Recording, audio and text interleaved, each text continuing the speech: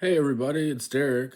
Welcome to a new project from D-Licious Media called Language into Boca. So this is basically the project. Every Monday, I'm going to be going through some Spanish and learning Spanish and sharing it. Every Tuesday, Sanskrit. I'm going to be studying Sanskrit and sharing it as I go. And every Wednesday, Biblical Greek. So Spanish, I figure it's the most spoken language in the hemisphere I live, so maybe it's a good idea to know it. Sanskrit, I want to be able to read ancient texts like the Vedas in the original language, and Biblical Greek, parts of the Bible that were written in Greek. I want to be able to read in the original language. But today is Monday, so it is Spanish. This is the book I'll be using. Madrigal's Magic Key to Spanish. So in the first installment last week, I went through some Spanish words and phrases I already know. After I recorded it, I thought of like a bunch of other ones that I know, but I'm not going to go through all that again. Sometimes if I'm around people speaking Spanish, some of it just comes out a little bit, the little bit I know. But today we're going to be digging into the book. Feel free to grab a copy of it yourself on Amazon or something like that if you want to follow along with this project. So we get into lesson 1 in this book. In the first part of lesson 1, I'm going to be breaking this up in pieces, not full chapters at a time because they're kind of long. So we're just going to, break it down in pieces. So the first part of chapter 1 talks about building your vocabulary in some easy ways. And Spanish having a lot of overlap with English, and some words are the same, even if they're maybe pronounced slightly different. So it breaks it down into different categories of words that easily correlate to English. So yeah, the first it gives is words that end in or, like actor. And then it also says, remember, el means the, and un means or an. So it gives examples of el actor, el doctor, un tractor, interior. But so words that are basically the same in Spanish and English, a way to start building your vocabulary foundationally. And it also gives a note, Spanish words that end in or are stressed on the last syllable. Example, doctor. So it's in English doctor, in Spanish doctor. And the letter R is trilled in Spanish, which I've never been able to do good. So yeah, el color is the color. El error is error. Un professor, a professor. Exterior. El conductor, conductor. El favor, the favor.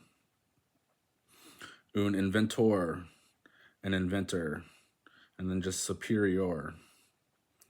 Then there goes into category 2, words that end in al, which are often identical. So, example, el animal, animal. Central, local, personal, personal. El criminal, the criminal. Commercial. Musical. Rural.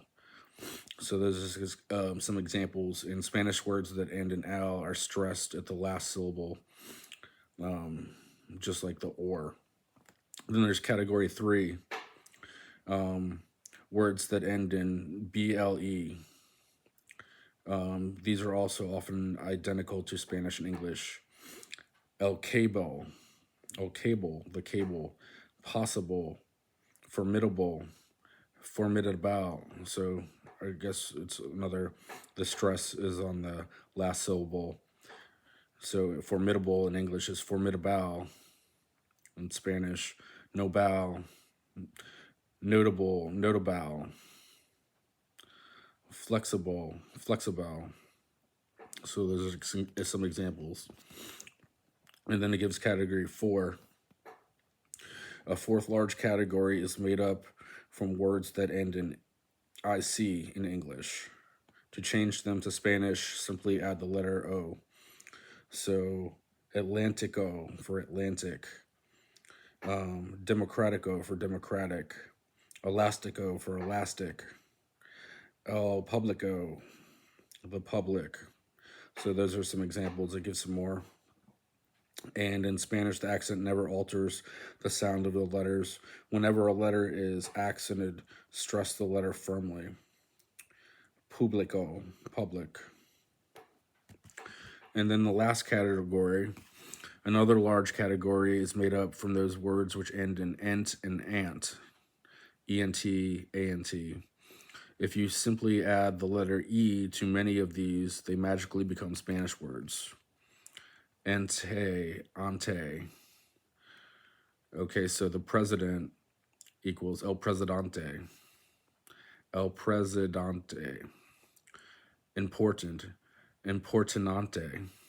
Importante. Importante. Importante. Importante. Important. El presidente. Excelente. El accidente. The accident. So those are some examples of category 5. So yeah, that's the first part of chapter 1 of the book, Madrigal's Magic Key to Spanish.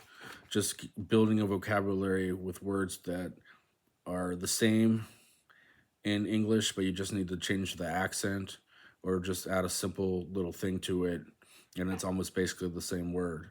So a good way to start building up Spanish vocabulary. So I'm going to practice that some more. Maybe practice along with me. Make sure you subscribe to the D-Licious Media YouTube channel to follow along with all D-Licious Media content.